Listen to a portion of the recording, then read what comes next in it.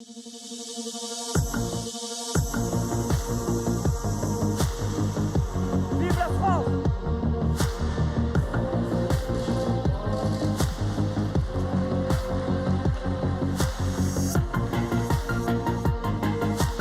to a new edition of France in Focus. I'm Nadia Sharbi, and this week you join us at the Louvre, where just a year ago Emmanuel Macron celebrated his electoral victory. At just 39 years old, not only did he become the country's youngest president, he did so by fending off the country's traditional parties and the far right only months after launching his En Marche movement. As yet untested, his fresh take on politics was very much an unknown quantity. Well, let's take a look at how, 1 year into his mandate, it has translated. Since bursting onto the political stage, French President Emmanuel Macron has set the tone. Nous devons rassembler des femmes et des hommes de tous bords, de gauche et pleinement de gauche, de droite et pleinement de droite. The then finance minister and soon-to-be candidate promised to put an end to political divisions. In government, Emmanuel Macron kept his word. Figures from France's two main parties joined him.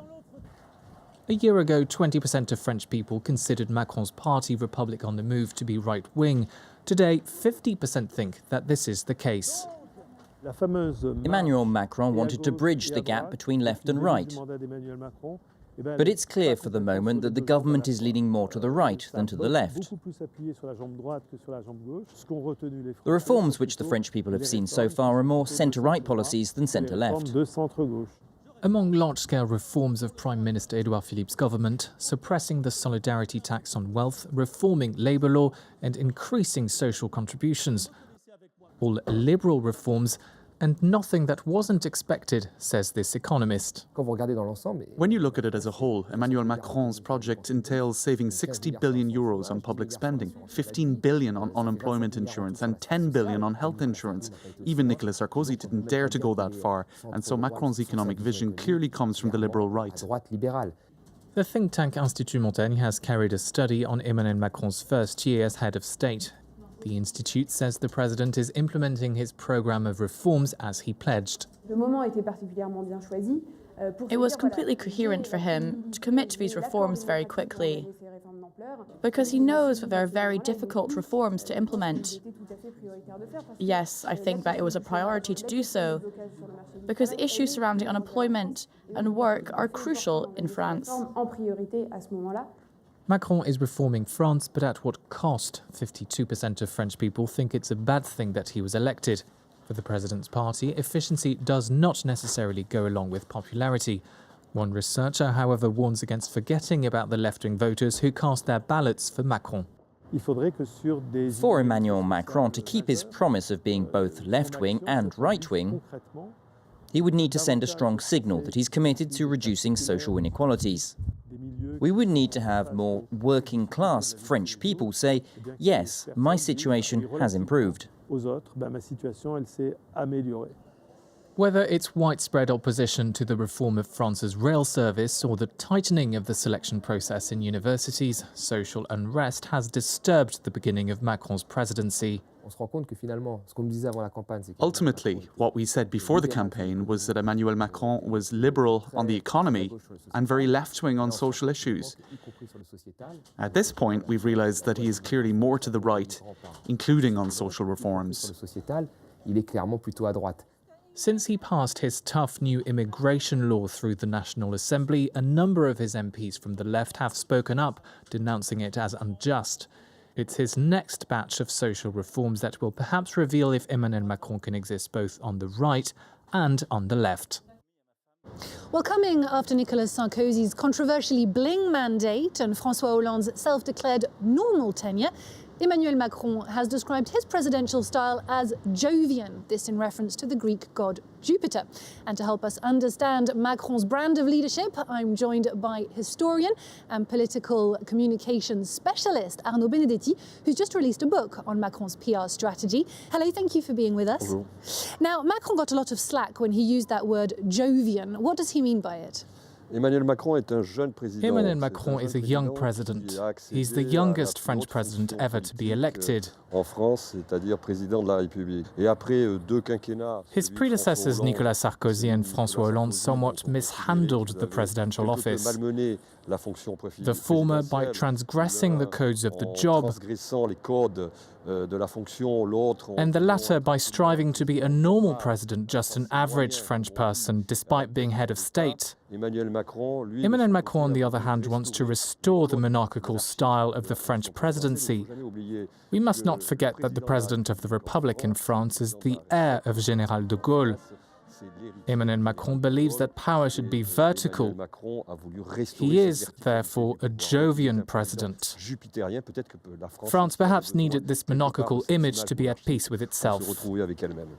And he was an unknown quantity when he took power. Has the exercise, the reality of power, had an impact on that Jovian, above-the-fray image? For Macron, being a Jovian president is a way to establish his authority.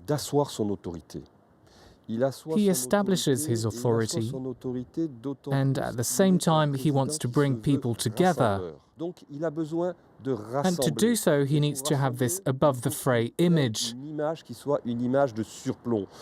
This is what enabled him to launch his own political movement, even before the election. And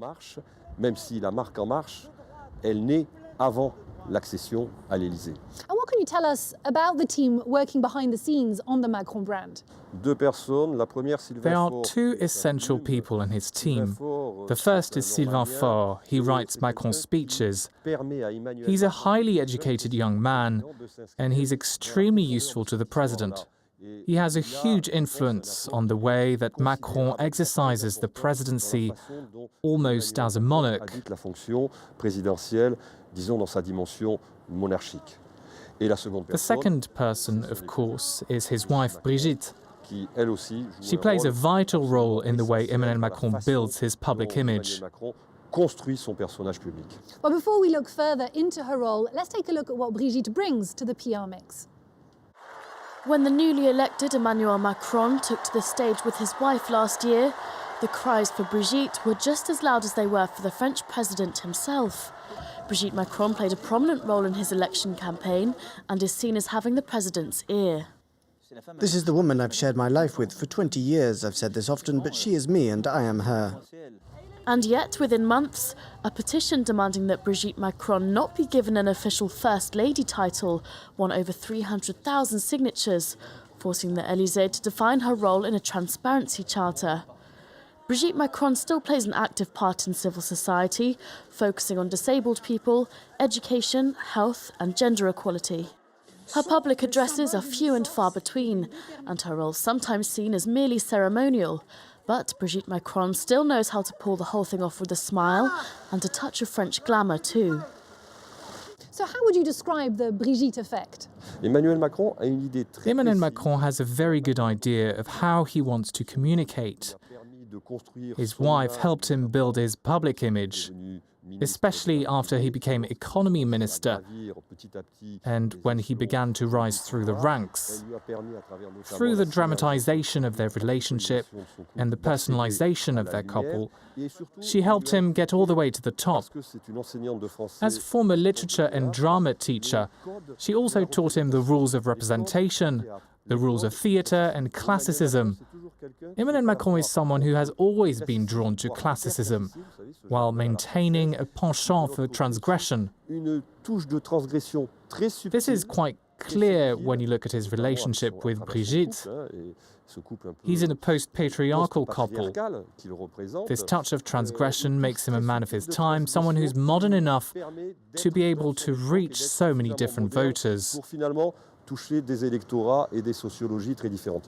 Benedetti, thank you very much for having spoken to us. Thank you.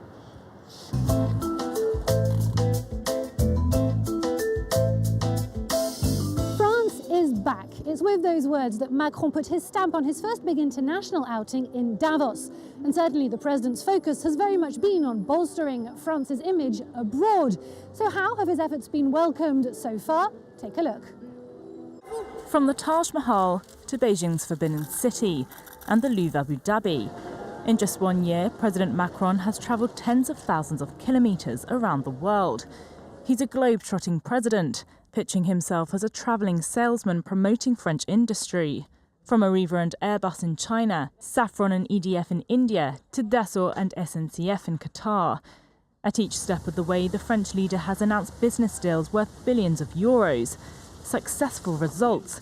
Yet as far as his ideas for Europe go, that's another story. Disagreements on its migration problem and public debt have complicated the French president's grand plan to rebuild Europe.